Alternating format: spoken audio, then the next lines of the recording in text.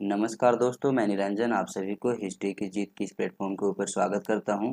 आज के क्लास में एंशिएंट हिस्ट्री के प्रशासन और अर्थव्यवस्था से जुड़े यूजीसी नीट के पेपर में पूछे गए प्रश्नों पर चर्चा करेंगे। पर आप सबसे एक रिक्वेस्ट है दोस्तों, ये वीडियो को एंड तक देखना। और हाँ, जिन्होंने इस चैनल को सब्सक्राइब करके नहीं रखा है, चैनल को सब्सक्राइब करके रख लो ऐसे और महत्वपूर्ण वीडियो प्राप्त करने के लिए। तो चलिए दोस्तों शुरू करते हैं। पहला प्रश्न है, भारत में सोने के सिक्के जारी करने वाला पहला राजा कौन था? कुजुल कटफिशेस, भीम कटफिशेस, कनिष्क या फिर चंद्रगुप्त द्वितीय। आप सभी के पास 10 सेकंड का समय सोचने के लिए। सोचो इसका आंसर क्या हो सकता है।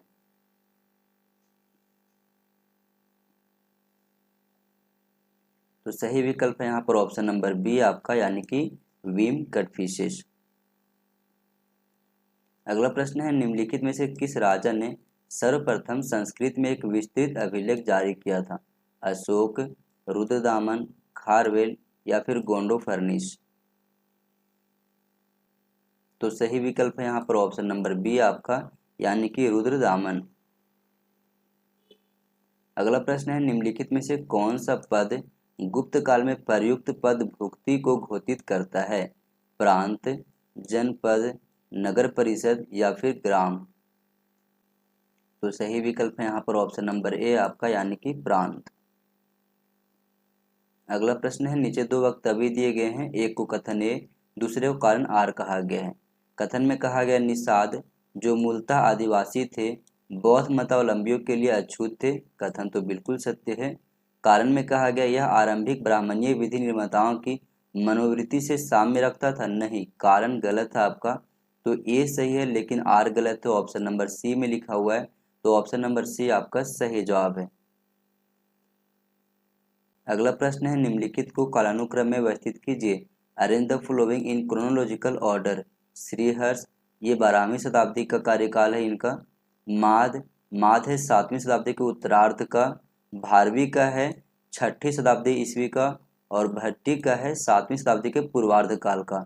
इस प्रकार से अगर देखा जाए तो सबसे पहले सी आएगा, उसके बाद डी आएगा आपका। तो सी के बाद डी, ऑप्शन नंबर केवल सी में दिखाई दे रहा है। तो ऑप्शन नंबर सी यहाँ पर आपका सही जवाब है। ये एक्सप्लेनेशन के कुछ पॉइंट्स है, याद कर लेना, बहुत ही काम आएगा आपके एग्जाम में। अगला प्रश्न है, सूची 1 को सूची 2 के साथ मिलान कीजिए। गणतंत्र, उत्तरी काली पॉलिश्ड वेयर, गिरनार अभिलेख और साक्य। दूसरे और उनके संबंध बताया गया है। आप सभी के पास 10 सेकंड का समय दिया गया है। सोचिए इसका आंसर क्या हो सकता है। तो गणतंत्र का संबंध है 6ठी शताब्दी ईसा पूर्व से। गणतंत्र कहा जाता है महाजनपद काल को, यानी कि ए का हो गया 2 आपका। उत्तरी काली पॉलिश्ड वेयर का संबंध है गंगई मैदान से, यानी कि बी का हो गया आपका 4। गिरनार अभिलेख या फिर जूनागढ़ अभिलेख का संबंध रुद्रदामन से है, तो सी का हो जाएगा आपका 1। और शाक्य का संबंध है कपिल वस्तु से। इस प्रकार से अगर देखा जाए तो ऑप्शन नंबर बी आपका सही जवाब है। अगला प्रश्न है, जैन धर्म के वास्तविक संस्थापक किस जनजाति से थे? The real founder of Jainism belong to which tribe? ज्ञात्रिक जनजाति, मल जनजाति, लिच्छवी जनजाति या फिर शाक्य जनजाति। तो सही विकल्प है यहाँ पर ऑप्शन नंबर ए आपका, ज्ञात्रिक जनजाति से। अगला प्रश्न है, निम्नलिखित अशोककालीन शिलालेखों में ब्राह्मी लिपि का प्रयोग नहीं किया गया था। अब आपको बताना है कि इनमें से कौन सा ऐसा शिलालेख है जिनमें ब्राह्मी लिपि का प्रयोग नहीं किया गया था। 4 विकल्प दिए गए हैं, सारनाथ, शाहबाजगढ़ी, धौली, उपरोक्त में से कोई नहीं। तो सही विकल्प यहाँ पर हो जाएगा ऑप्शन नंबर बी आपका, यानी कि शाहबाजगढ़ी का जो शिलालेख है वहाँ पर ब्राह्मी लिपि का प्रयोग नहीं किया गया था। ये आपके कुछ इंपॉर्टेंट पॉइंट है, याद कर लेना। ग्रीक और अरमाइक लिपि का अभिलेख हमें अफगानिस्तान से मिलता है। खरोष्टी लिपि का अभिलेख शाहबाजगढ़ी और मानसेहरा से मिलता है। और ब्राह्मी लिपि का अभिलेख हमें मिलता है भारत से। अगला प्रश्न है, नीचे दो वक्तव्य दिए गए हैं, एक को कथन ए, दूसरे को कारण आर कहा गया है। कथन में कहा गया, भारत रोम व्यापार के संबंध में 3री और 4ठी शताब्दी ईस्वी में कमी आई। कथन बिल्कुल सही है। कारण में कहा गया, ब्राह्मणत्व के बढ़ते हुए प्रभुत्व ने समुद्री यात्रा को प्रतिबंधित बना दिया। बिल्कुल कारण भी सही है। और कारण जो है कथन का सही स्पष्टीकरण कर रहा है, जिसके कारण से ऑप्शन नंबर ए आपका यहाँ पर सही जवाब है। अगला प्रश्न है निम्नलिखित को कालानुक्रम में व्यवस्थित कीजिए। Arrange the following in chronological order Greek, Roman, Shaka और प्रतिहार। तो सबसे पहले तो रोमन एम्पायर आएगा यानी कि बी आएगा। अब मुझे पता है कि बी आएगा, तो ये बी जो है केवल ऑप्शन नंबर बी में दिखाई दे रहा है, जिसके कारण से ऑप्शन नंबर बी आपका सही जवाब है। तो रोमन के बाद फिर आता है आपका ग्रीक, और ग्रीक के बाद आता है शक शासक, और शक शासक के बाद आता है प्रतिहार शासक। अगला प्रश्न है निम्नलिखित देवताओं को ऋग्वैदिक कालीन समाज में उनके महत्व के क्रम में व्यवस्थित कीजिए। अग्नि, वरुण, इंद्र और मरुत। आप सभी के पास 10 सेकंड का समय है दोस्तों, सोचो इसका आंसर क्या हो सकता है। तो सबसे पहले आपका आएगा इंद्र यानी कि सी, इसके बाद आता है अग्नि, अग्नि के बाद आता है वरुण, और वरुण के बाद अंतिम में आता है मरुत। इस प्रकार से अगर देखा जाए तो ऑप्शन नंबर बी में ये क्रम दिखाई दे रहा है, ऑप्शन नंबर बी आपका सही जवाब है। अगला प्रश्न है सूची 1 को सूची 2 के साथ मिलान कीजिए। एक और लेखक के नाम दिए गए हैं, दूसरे और उनसे संबंधित ग्रंथ दिए गए हैं। कौटिल्य, भद्रबाहु, कात्यायन, पतंजलि। ग्रंथ में नाम दिया गया है समृद्धि, महाभाष्य, कल्पसूत्र और अर्थशास्त्र। 10 सेकंड का समय सोचने के लिए, सोचो इसका आंसर क्या हो सकता है। तो कौटिल्य के द्वारा लिखी गई पुस्तक का नाम है अर्थशास्त्र। भद्रबाहु की अगर बात करें तो इसके द्वारा लिखी गई पुस्तक का नाम है कल्पसूत्र, तो बी का हो जाएगा आपका 3। कात्यायन के द्वारा लिखी गई पुस्तक का नाम है समृद्धि, और पतंजलि का है महाभाष्य। इस प्रकार से अगर देखा जाए तो ये आपका ऑप्शन नंबर ए में दिखाई दे रहा है, ऑप्शन नंबर ए आपका सही जवाब है। अगला प्रश्न है सूची 1 को सूची 2 के साथ मिलान कीजिए। Match list 1 with list 2। गीत गोविंद, परिशिष्ट पर्वन, कथा सरित सागर, विक्रमांक देव चरित। दूसरे उनके लेखक के नाम लिखे गए हैं बिल्हन, सोमदेव, हेमचंद्र, जयदेव। तो गीत गोविंद का संबंध है जयदेव से, ए का हो जाएगा आपका 4। अब यदि आपको पता है कि ए का 4 है तो ऑप्शन में अगर देखोगे तो केवल ऑप्शन नंबर बी में ही दिखाई दे रहा है ए का 4, तो सही जवाब हो जाएगा आपका ऑप्शन नंबर बी यहाँ पर। इस प्रकार से एलिमिनेट करने के लिए भी सीख लो, एग्जाम में ये बहुत ज़्यादा काम आएगा।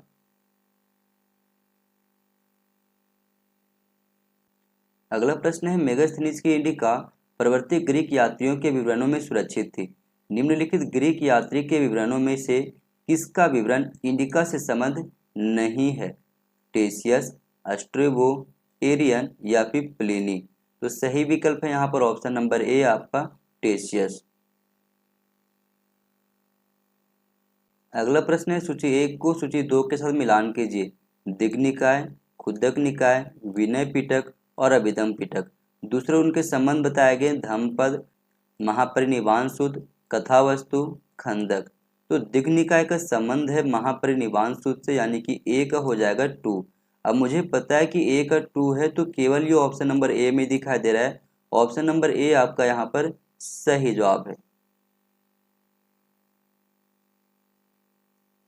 अगला प्रश्न है निम्नलिखित युग्मों में से कौन सा युग्म सही नहीं है।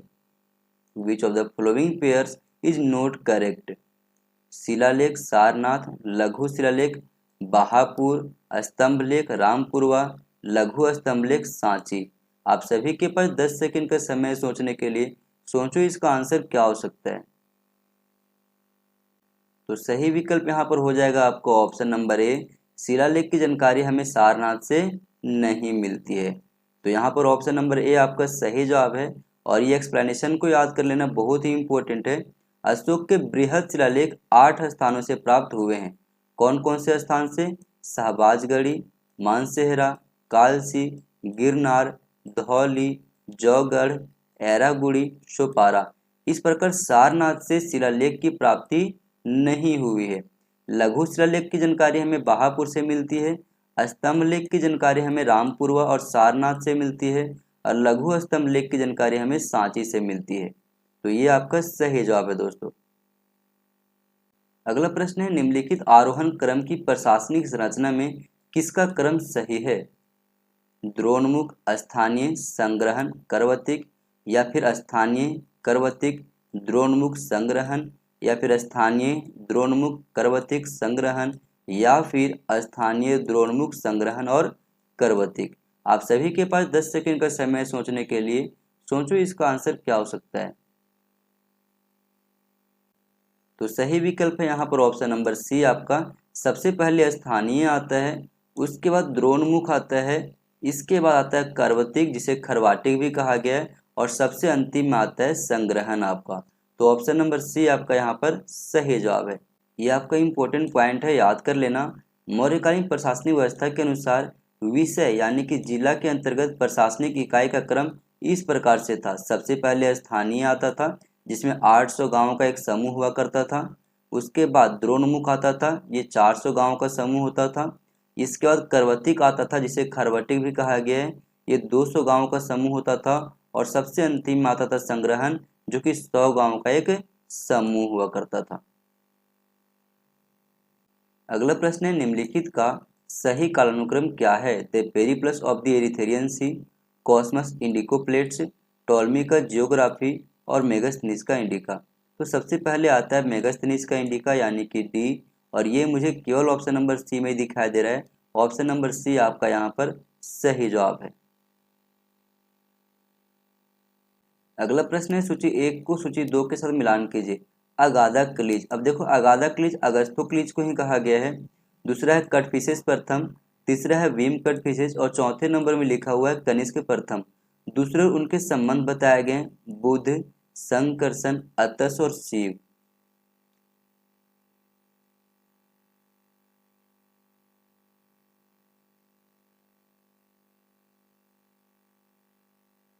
तो अगाधा क्लीज का संबंध है संकर्षण से, कटफिशेस प्रथम का संबंध है बुध से, विम कटफिशेस का संबंध है शिव से, और कनिष्क का संबंध है आपका अतस से।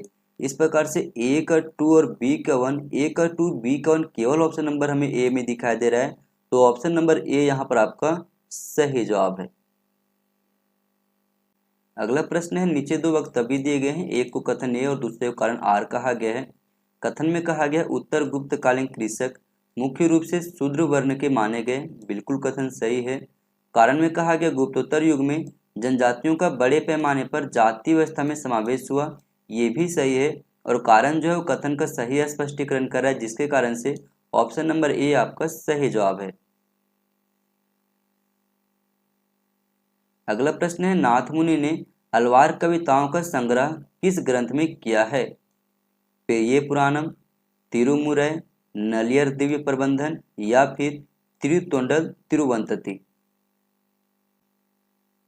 तो सही विकल्प यहाँ पर हो जाएगा आपका ऑप्शन नंबर सी, नलियर दिव्य प्रबंधन में। अगला प्रश्न है निम्नलिखित प्राचीन साहित्यिक ग्रंथों में से किस में चित्रकला संबंधित एक स्वतंत्र अध्याय है। पंचसिद्धांतिका, विष्णु धर्मोत्तर पुराण, पंचतंत्र या फिर नाट्यशास्त्र में।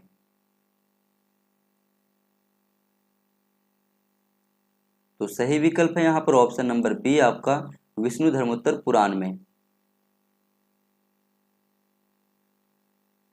अगला प्रश्न है किसने निम्न वक्तव्य दिया था। भगवापि क्षत्रियो अहमपि क्षत्रियो, भगवान भी क्षत्रिय हम भी क्षत्रिय।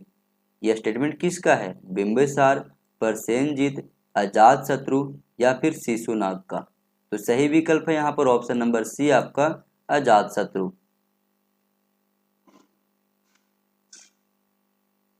अगला प्रश्न है निम्नलिखित में से किस संगम कवि ने नंदवंश के शासकों के संचित धन का उल्लेख किया है।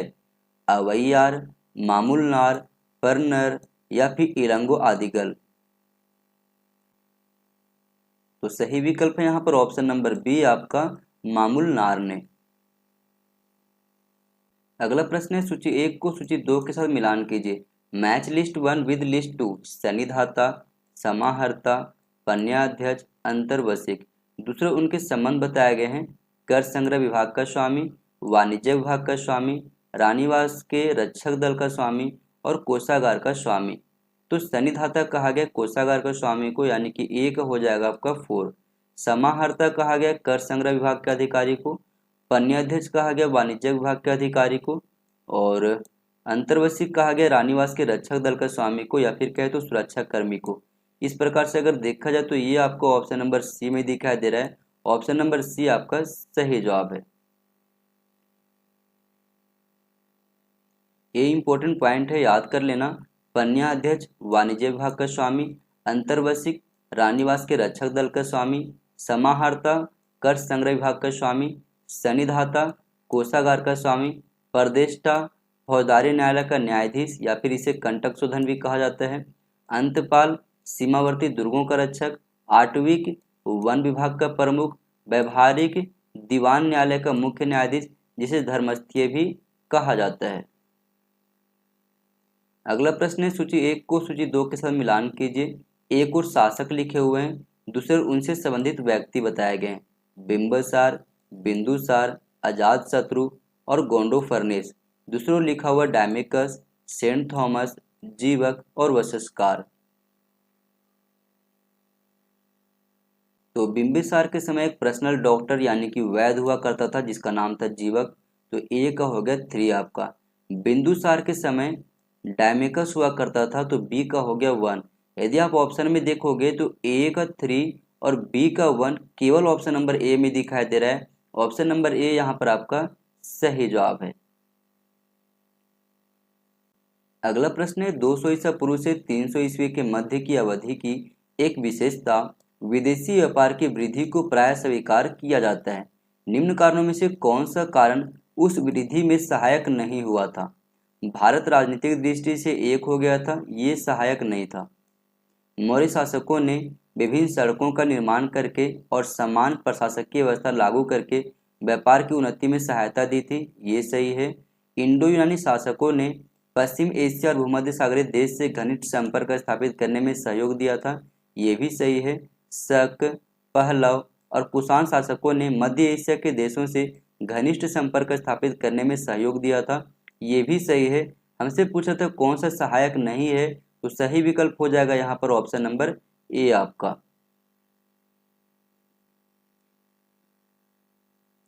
अगला प्रश्न है, सूची 1 को सूची 2 के साथ मिलान कीजिए। एक और प्राचीन स्मारक लिखे गए हैं, दूसरे उनके संबंधित विशेषताएं लिखी गई है। सांची स्तूप, नालंदा, जुन्नार और एलोरा। संबंध विशेषता बताया गया है। सबसे ऊंचा बौद्ध स्मारक, हिंदू, बौद्ध और जैन धर्मों का प्रतिनिधित्व करने वाला साक्ष्य, सारीपुत्र तथा मोदगलायन के अस्थि अवशेष और वर्तुल विन्यास वाला चैत्यगृह। तो सांची स्तूप का संबंध है सारीपुत्र तथा मोदगलायन के अस्थि अवशेषों से। नालंदा का संबंध है सबसे ऊंचा बौद्ध स्मारक से। जुन्नार का संबंध है वर्तुल विन्यास वाला चैत्यगृह से, तो सी का 4 हो जाएगा। और एलोरा का संबंध है आपका हिंदू, बौद्ध और जैन धर्मों से प्रतिनिधित्व करने वाली गुफाओं की, तो यहाँ पर सही विकल्प हो जाएगा ऑप्शन नंबर ए आपका। अगला प्रश्न है, निम्नलिखित में से कौन सही सुमेलित नहीं है? Which of the following is not correctly matched. एक और शासक लिखे गए हैं, दूसरे ओर सिक्कों पर बने उनकी आकृतियां लिखी गई है। कुमारगुप्त प्रथम, चक्रपुरुष, कनिष्क, आर्दोछो, अगाथोक्लिज, बलराम और छत्रप राजगुरु पलस। आप सभी के पास 10 सेकंड का समय है दोस्तों, सोचो इसका आंसर क्या हो सकता है। तो सही विकल्प हो जाएगा ऑप्शन नंबर ए आपका, क्योंकि कुमारगुप्त प्रथम के जो सिक्के हैं उनमें आकृति या तो मयूर का बनाया गया है या फिर कार्तिकेय भगवान का, तो यहाँ पर ऑप्शन नंबर ए आपका सही जवाब है। अगला प्रश्न है, निम्नलिखित में से किसने धर्म महाराज की उपाधि धारण की थी जिसका औचित्य उसके द्वारा अश्वमेध सहित अनेक वैदिक यज्ञों के संपादित करने से सिद्ध होता है? पुष्यमित्र, सर्वतात, समुद्रगुप्त या फिर प्रवरसेन प्रथम। तो सही विकल्प है यहाँ पर ऑप्शन नंबर डी आपका, प्रवरसेन प्रथम। अगला प्रश्न है, सूची 1 को सूची 2 के साथ मिलान कीजिए। सूची 1 में प्राचीन नगर लिखे गए हैं, सूची 2 में उनके आधुनिक नाम लिखे गए हैं। दसपुर, द्वार समुद्र, माध्यमिका, समापा। आधुनिक नाम में लिखा गया हेलवीड, मंदसौर, नागरी और जौगढ़। तो दसपुर कहा गया मंदसौर को, यानी कि ए का हो जाएगा 2 आपका। द्वार समुद्र कहा गया है हेलेविड को, माध्यमिका कहा गया आपका नागरी को और समापा कहा गया जौगढ़ को। इस प्रकार से अगर देखा जाए तो ऑप्शन नंबर ए आपका यहाँ पर सही जवाब है। अगला प्रश्न है, तमिल कवियों के तीसरे संगम की पीठ कहाँ थी? उरैयूर, मदुरा, तंजौर या फिर कांची में? तो सही विकल्प यहाँ पर हो जाएगा ऑप्शन नंबर बी आपका, मदुरा में। ये पॉइंट को आप लोग याद कर लेना। प्रथम संगम का आयोजन मदुरा में हुआ था और इसकी अध्यक्षता कर रहे थे अगस्त्य ऋषि। द्वितीय संगम का आयोजन कपाटपुरम में हुआ था और इसकी अध्यक्षता कर रहे थे अगस्त्य ऋषि। तृतीय संगम का आयोजन मदुरा में हुआ था और इसकी अध्यक्षता कर रहे थे नक्कीर। अगला प्रश्न है, निम्नलिखित में से कौन सही सुमेलित नहीं है? राजशेखर, वित्साल भंजिका, श्रीहर्ष नैषधीय चरित, महेंद्र वर्मन कवि राजमार्ग, शूद्रक मृच्छकटिकम। तो यहाँ पर सही विकल्प हो जाएगा ऑप्शन नंबर सी आपका, क्योंकि महेंद्र वर्मन के द्वारा कवि राजमार्ग को नहीं लिखा गया था, इसके द्वारा लिखा गया था मत विलास प्रहसन को। और अगर हम बात करें कवि राजमार्ग के विषय में, तो इसकी रचना राष्ट्रकूट शासक अमोघवर्ष के द्वारा किया गया था और ये लिखा गया है कन्नड़ भाषा में। अगला प्रश्न है, तुलसीदास कौन सी पुस्तक के रचयिता थे? कवितावली, रामचरितमानस, गीतावली, उपरोक्त में से सभी। तो सही विकल्प यहाँ पर हो जाएगा उपरोक्त में से सभी, यानी कि ऑप्शन नंबर डी आपका सही जवाब है। अगला प्रश्न है, सूची 1 को सूची 2 के साथ मिलान कीजिए। सूची 1 में लिखा हुआ अल्बरूनी, मेगस्थनीज, फैक्सियान और जुआनजंग। दूसरी ओर इनके द्वारा लिखी गई पुस्तकों के ट्रांसलेटर का नाम लिखा गया है मेकरंडर, बील, लेगे और सचाऊ। आप सभी के पास 10 सेकंड का समय है दोस्तों, सोचो इसका आंसर क्या हो सकता है। तो अल्बरूनी की जो पुस्तक थी किताबुल हिंद, उसका ट्रांसलेशन किया था एडवर्ड सी सचाऊ ने, यानी कि ए का हो गया आपका 4। मेगास्थनीज की पुस्तक जो थी इंडिका, उसका ट्रांसलेशन किया था मैकरंडल ने, यानी कि बी का हो गया 1। ए का 4, बी का 1 केवल ऑप्शन नंबर ए में दिखाई दे रहा है, तो ऑप्शन नंबर ए यहाँ पर आपका सही जवाब है। ये एक्सप्लेनेशन को आप लोग याद कर लेना, बहुत ही इंपॉर्टेंट है। अल्बरूनी की पुस्तक किताबुल हिंद का ट्रांसलेशन सचाऊ ने किया था। मेगास्थनीज की पुस्तक इंडिका का ट्रांसलेशन मैकरंडल ने किया था। फैक्सियान कहा गया फाहयान को और इनकी पुस्तक का नाम था फोकोयोकी, इसका ट्रांसलेशन लेगे ने किया था। जुआनजांग कहा गया हेनसांग को, इसकी पुस्तक का नाम है सी यू की और इसका ट्रांसलेशन बिल ने किया था। अगला प्रश्न है, बुद्ध के समकालीन धार्मिक संप्रदायों का उल्लेख किस बौद्ध साहित्य में प्राप्त होता है? अम्बट सूत्र, महावंश, भद्रसाल जातक या फिर ब्रह्मजाल सूत्र में?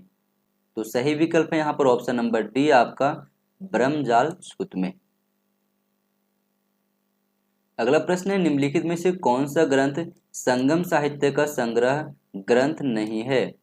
एतुतोके, तिरुकुरल, पतुपातु, अहनानुरु। आप सभी के पास 10 सेकंड का समय है दोस्तों, सोचो इसका आंसर क्या हो सकता है। तो सही विकल्प है यहाँ पर ऑप्शन नंबर बी आपका तिरुकुरल। अगला प्रश्न है, सूची 1 को सूची 2 के साथ मिलान कीजिए। अश्वघोष, भास, विशाखादत्त, हेमचंद्र। दूसरे उनके द्वारा लिखी गई पुस्तक का नाम लिखे गए हैं कुमारपाल चरित, मुद्रा राक्षस, बाल चरित और बुद्ध चरित। अश्वघोष के द्वारा लिखी गई पुस्तक का नाम है बुद्ध चरित, भास का है बाल चरित, विशाखादत्त का मुद्रा राक्षस, हेमचंद्र का है कुमारपाल चरित। इस प्रकार से अगर देखा जाए तो सही विकल्प हो जाएगा यहाँ पर ऑप्शन नंबर बी आपका। अगला प्रश्न है, निम्नलिखित नंद राजाओं को तिथि क्रम अनुसार क्रम में लिखें। गोविंदशक, पंडुक, उग्रसेन और धन। तो सबसे पहले उग्रसेन आया गया। उग्रसेन को महापद्म नंद भी कहा जाता है और इसी के द्वारा नंद वंश की स्थापना किया गया था। तो सबसे पहले सी केवल ऑप्शन नंबर बी में दिखाई दे रहा है, तो ऑप्शन नंबर बी आपका यहाँ पर सही जवाब है। ये एक्सप्लेनेशन को याद कर लेना, बहुत ही इंपॉर्टेंट है आप सभी के लिए। नंदवंश में कुल 9 राजा हुए और इसी कारण इसे नवनंद या फिर नंदवंश कहा जाता है। महाबोधि वंश में उनके नाम इस प्रकार मिलते हैं, जैसे कि सबसे पहले उग्रसेन जिसे महापद्म नंद भी कहा गया, उसके बाद पंडुक, पंडुगति, भूतपाल, राष्ट्रपाल, गोविंदशक इसे गोविंद शानक भी कहा गया है, दाससिद्धक, कै वर्ष और सबसे अंतिम में धन, जिसे धनानंद भी कहा जाता है। अगला प्रश्न है, निम्नलिखित में से गलत कथन का चयन कीजिए। Choose the incorrect statement from the following. Kumaragupta के काल में हून आक्रमण हुआ? नहीं, ये गलत है, क्योंकि स्कंदगुप्त के काल में हून आक्रमण हुआ था। हून शासक तोरमान पश्चिमी भारत और एरन के आसपास का मध्य भारत जीतने में सफल रहा। हाँ, ये स्टेटमेंट सही है। तोरमान ने जैन धर्म अपनाया था? नहीं, जैन धर्म नहीं अपनाया था, वो बौद्ध धर्म को अपनाया हुआ था, तो ये भी स्टेटमेंट गलत हो गया। मिहिर कुल श्रीलंका जीतने में सफल रहा? ये भी स्टेटमेंट गलत है। अब हमसे पूछ रहा था कौन सा गलत है, तो यहाँ पर ए, सी और डी ये तीनों ही सही जवाब हो जाते हैं, जिसके कारण से यूजीसी एनटीए ने इस क्वेश्चन को ड्रॉप कर दिया था। अगला प्रश्न है, सूची 1 को सूची 2 के साथ मिलान कीजिए। एक और बौद्ध संगीति लिखे हुए हैं, दूसरे उनके स्थान लिखे हुए जहां पे ये संपन्न हुआ था। प्रथम बौद्ध संगीति, द्वितीय बौद्ध संगीति, तृतीय बौद्ध संगीति और चतुर्थ बौद्ध संगीति। उनके स्थान का नाम लिखा हुआ है पाटलिपुत्र, वैशाली, कश्मीर और राजगिरी। आप सभी के पास 10 सेकंड का समय है दोस्तों, सोचो इसका आंसर क्या हो सकता है। तो प्रथम बौद्ध संगीति हुआ था राजगिरी में, जिसे राजगीर भी कहा जाता है, यानी कि ए का हो गया आपका 4। अब मुझे पता है कि ए का 4 है, तो यदि आप ऑप्शन में देखोगे तो ऑप्शन नंबर बी में आपका केवल ए का 4 दिखाई दे रहा है, इसलिए ऑप्शन नंबर बी आपका यहाँ पर सही जवाब है। अगला प्रश्न है, सूची 1 को सूची 2 के साथ मिलान कीजिए। शाक्य, कोल्लिय, मौर्य, लिच्छवी। दूसरे और उनसे संबंधित क्षेत्र दिए गए वैशाली, पिपली वन, रामग्राम और कपिल वस्तु। तो शाक्यगण का संबंध है कपिल वस्तु से, यानी कि ए का हो जाएगा 4 आपका। कोल्लिय का संबंध है रामग्राम से, यानी कि बी का हो जाएगा 3 आपका। मौर्य का संबंध है पिपली वन से, तो सी का 2 हो जाएगा। और लिच्छवी का संबंध है वैशाली से, तो डी का 1 हो जाएगा। इस प्रकार से अगर देखा है तो ऑप्शन नंबर बी में ये विकल्प दिखाई दे रहा है, ऑप्शन नंबर बी आपका सही जवाब है। तो दोस्तों आज हम लोग यहीं पे कंप्लीट करते हैं, अब हम अगले क्लास में कंटिन्यू करेंगे। पर आप सबसे एक रिक्वेस्ट है दोस्तों, ये वीडियो कैसी लगी जरूर बताना। और हाँ, जिन्होंने इस चैनल को सब्सक्राइब करके नहीं रखा है, चैनल को सब्सक्राइब करके रख लो ऐसे और महत्वपूर्ण वीडियो प्राप्त करने के लिए। थैंक यू दोस्तों, अगले क्लास में फिर मिलते हैं।